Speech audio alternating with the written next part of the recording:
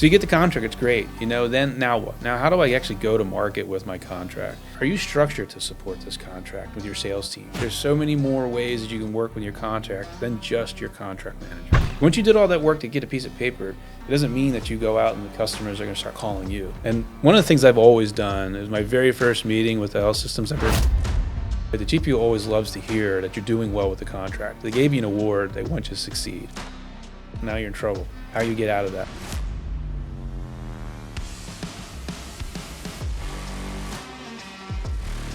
So Dan, what would you tell an organization that has recently been awarded a GPO contract? You did all the work to get the contract, which is very time consuming. A lot of resources go into it. It's months of work and paperwork and questions and everything to fill out. So you get the contract, it's great. Then now what? Now, how do I actually go to market with my contract?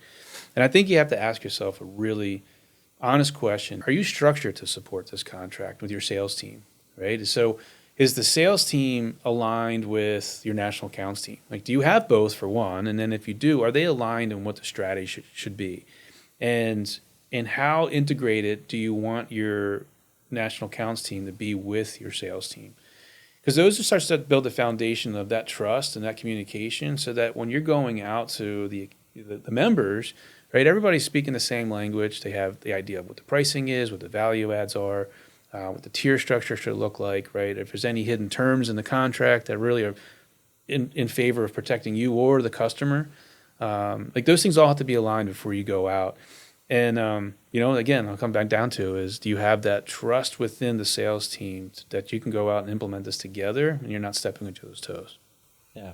So first off, what is optimal integration between those two teams in your mind? Communication always is the biggest one. I think you need buy-in from the leadership team, whether it's the VP of sales and the sales directors, regional directors, that the IDN team or your national accounts team, that they have the lead, right? They're not in charge of everything, but they have to have the lead on those contract implementations, right? Once you did all that work to get a piece of paper, it doesn't mean that you go out and the customers are going to start calling you. So when you go to a health system, right, you need to be able to talk about where they fit in a tier or where they fit in the value of the products and the contract that you brought to the table.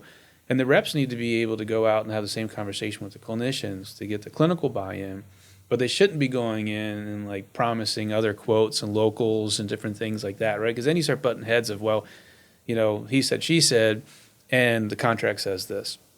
And also, too, is you got to remember that the IDN team isn't there to steal any business, right? So you have to have total alignment of your teams, whether it's commission, sales goals, quotas, however you with your finance team feel it's fair to pay out your reps, but make them aligned. Because if you separate them anyway or pay them differently, right, then it becomes, well, this is my territory. And the last thing you want is to have a rep feeling like someone's coming and trying to take something away from them, right? They're super competitive. They want to win. And they're salespeople, right? Everything has to be theirs to control. But if you have that trust within those two, then they can really work together, right, and communicate a lot. And then when they're going back to the contracting team, value analysis team, it's all aligned, right? We're all speaking the same language. The doctors and clinicians are hearing the same thing as you're saying at the contracting level. Yeah. And so in addition to setting up compensations in a way that incentivizes that collaboration, what other things have you seen work in the culture within an organization to have those two teams working? Yeah. So I really, truly believe it's important. Like we talk about, how do you build that trust even with the rep? And one of the things I've always done is my very first meeting with the health systems, I bring the rep with me. I want the rep there at the table with the contracting team, whether it's supply chain, whether it's VP of supply chain, or it's part of the value analysis committee. I want them to get exposed to it right away. Right? They've got to learn how you're talking and what you're going at it from a business angle, and it's not always a product angle, but how important it is that you do it together. I think also, too, the contracting team appreciates that they can kind of tell you the rules of engagement at their level. Hey, I don't want you going in front of these people without calling me first, or no samples unless you call me first. That's fine. Let them set the rules of engagement. Everybody can hear it, be on the same page. Right, but then you guys afterwards can have a conversation around how are you going to attack it and what makes sense. But you heard it. Everyone was on the same page at the table at the time, and you're opening your world up with the rep right there. I think helps build the foundation of trust right away. And then you start having that common dialogue of, hey, I'm going to go see these people tomorrow. I'm going to go over and have this conversation next week. And then you're weekly plotting out how you want to hit each facility or each doctor or each, department together, but you're doing it together, right? And then that way you don't have any kind of stepping on toes and feeling like, well, I don't need you. I'll get back to you later, right? So, Yeah. Are there regular meetings that you have, regular conversations that you have between the sales rep teams? yeah, you should. I mean, I think it's important that your IDN team and, like, say, the IDN director and the regional sales director, they should be talking monthly, if not biweekly, and having detailed conversations around what level engagement you're having and which IDNs, where we're having success, where we're not, right? And that should start there, right? You should always be in line with the regional director so that they can help with the tone and the style and the direction that the team should be going in alignment with what you have, right? So, and then you should be talking with the rep as much as possible, right? As much as needed, I should say. But if you are, pre-calls before you go in, or if that rep is going into a hospital and when they come out, they should be calling right away and saying, hey, I found all this information out. How can we use this, right? Upwards. I always think about everything should be traveling upwards to the IDN director, and the IDN director takes it up to supply chain, or supply chain, eventually that gets up to the GPO, right? So, yeah. So if the national accounts director and the field sales rep are not talking very frequently, then there's some problem. There's a problem there. There's a risk. There's a risk there, I would say, is more than anything. The risk is that you get in the way of each other, right? And someone promises something that the other didn't. And ultimately, that's why I said in the beginning, is that have the buy-in from leadership that the national accounts team is the lead, for all communication at that contracting and up. Because if the rep is going in and having conversations with the doctor and promises a tier, let's just say that, like you have 4 tiers in your contract and they promise tier 4 and they only qualify for tier 2. And then you're going in and talking to the IDN level C-suite and say, I'll maybe give you 3 if you give me this scenario. Now look what you've done, right? You've got 2 different possible scenarios out there, but it's going to run all the way up to there. He said 4, right? Now you're in trouble. How you get out of that, right? So if the reps and the IDN team aren't talking and on the same page, it just puts you at risk for what success should look like. So those 2 teams, again, the national accounts directors and the field sales, how have you seen structures work? How are they aligned with account types or geography? How is it best aligned? I think best aligned. I've seen different styles, right? So you've seen where an IDN director is assigned, say, 20 accounts, and they go calling them. You see them sometimes where they're paired up with a complete region, and that way you have kind of uniformity with the regional director, the reps, kind of one kind of thought process team. I've always put some guidelines together and say, all right, let's define where the IDN team should be calling, right? So do they have 3 or more facilities? Do they cross territory lines, right? So they part of the East and they're part of the Southeast, right? Do they have more than one rep, possibly, that's calling on that hospital system? All of those scenarios allow you to have a point person, right? So if you think about your structure, you want to have that IDN director focus on those kind of accounts. You can look at bed size, you can look at surgical operations, depending on what your product and technology is, how do you want to structure it? But think about how many people are touching that account and try to minimize that for the health system. That helps get them have one point of contact, clarity, concise communication, and then that's easy for that IDN director to then to facilitate out to the team and say, this is what next steps would be, right, per our conversation here. That is the best mix to do it that way. I mean, again, if you feel comfortable with aligning it that a IDN team is part of a region and it's kind of that resource, that's great. But you can't have that IDN team call on all of the facilities, right? You got to pare it down now. Which one make the most sense to call on for the enterprise aspect of the sales call?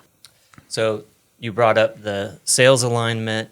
What other key aspects should an organization be thinking about? So I would say, for me, success comes with how do you work with your GPO too, right? So not only are you implementing with the sales team out to the members, right? You have your target list or whatever, but now your role changes completely. As you got the contract, you're working with the contract team at the GPO level, but how often are you meeting with them?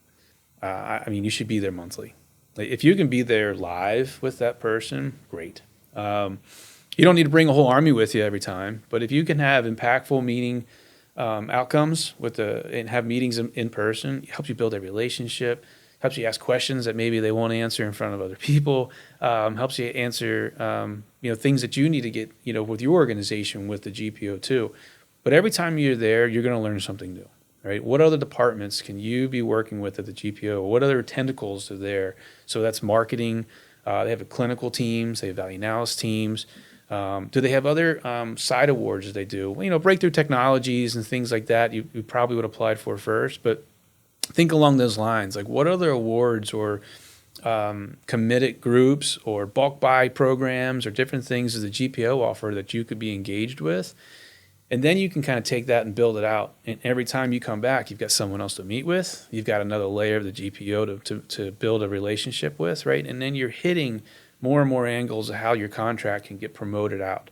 Every time you do something to your contract, every time you update your contract, it gets sent back out to the members. Do they read it? Maybe, maybe not. But think about that. Every time you have an engagement, an adjustment, or a new, even a data sheet or something that you're putting in with your contract, it gets sent back out. And I think lastly too, it's, can you get time with maybe some of the clinical resource teams that are set up at the GPO, or even down to the road with how can I get more engagement with their sales reps, right? Whether it's the RDs or the field engagement reps, or sometimes they have finance reps. All right, there's different levels of working with them too. And I think if you just keep plotting, right, there's so many more ways that you can work with your contract than just your contract manager. So when you're calling up your GPO contracting manager and setting an appointment, what are some of the more frequent conversations you're having for the agenda? Yeah, I think it's impact and success you're having with current members, right? The GPO always loves to hear that you're doing well with the contract. They gave you an award, they want you to succeed. So who are you winning business with, and how's it going, and what the relationships are like in the field. But also too, it's where you're not. Like, where are you hitting roadblocks? Who's not responding, or who is maybe buying something off contract, and they're giving you different answers in the field than what you would hope, right? So use your GPO as leverage to how do I get around these hurdles of local contracts that are not contract compliant. Remember, you pay fees and they collect fees, and at the same time, that means that there is opportunity for them to help you too. And it's okay to ask for that help. That's what they're there for. So it could be creative ways to get in front of customers that are not responding, or again are using an off-contract item. It could be different promotions that you could do through the GPO that they could help elevate through some of their channels, or it could just be what other clinical resources or data can they offer you as well to help prove your point. So using their own data within the GPO to get out to the members. Anything else to sum up how an organization should be thinking about taking the next steps after getting a GPO contract? Yeah, I would say, just kind of reiterating, is your total alignment, right? You got to have your sales force aligned with your IDN team, and you need to have buy-in that your IDN team is going to take point on those, right? But it's not the IDN team ruling everything. It's just they're the ones that are having the high-level conversations, been in constant communication, set up weekly calls or bi-monthly calls so that you can constantly be on the same page. But if you don't have that foundation there in the beginning, and I should say that can be with your distributors, that can be with if you have 1099 reps, it's okay, right? All of that counts. But if you're relying on someone else to help do this, other than one person, right, you need to have total collaboration, or else you're always going to find hurdles in between that just won't make it a smooth process for the facility.